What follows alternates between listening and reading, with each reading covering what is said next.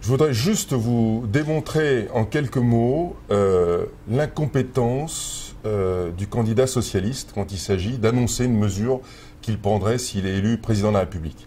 Simplement, on va parler de la taxe des 75% des hauts revenus, des revenus de plus d'1 million d'euros par an.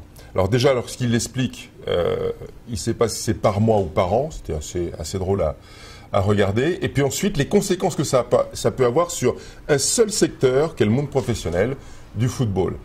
Ça concerne entre 120 et 150 joueurs de football sur l'ensemble de la Ligue 1. Cette mesure est prise, de facto, ils s'en vont. Aujourd'hui, ces mêmes joueurs payent 200 millions d'euros d'impôts, fiscalité, recettes fiscales à l'État. Évidemment, ils s'en vont. Donc plus ces recettes disparaissent. Ensuite, et c'est pas fini, les droits de télévision ne seront plus valorisés de la même manière puisque la qualité du championnat va être fortement dépréciée. Donc, la fiscalité inhérente à ces droits disparaît aussi. Pire, il y a un prélèvement de 5% sur ces mêmes droits qui vient alimenter et aider l'ensemble du sport français, toutes les disciplines sportives françaises. Ça n'existera plus. L'année dernière, c'était quand même juste 43 millions d'euros.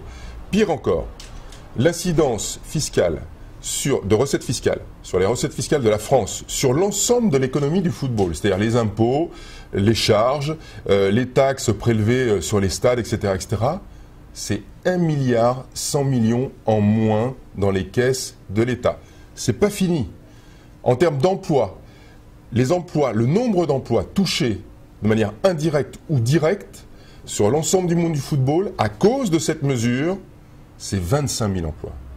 Voilà, juste en très peu de mots, en très peu de phrases, les conséquences d'une décision complètement démagogique, électoraliste et irresponsable de quelqu'un qui aimerait gérer la France. On s'imagine pour le reste.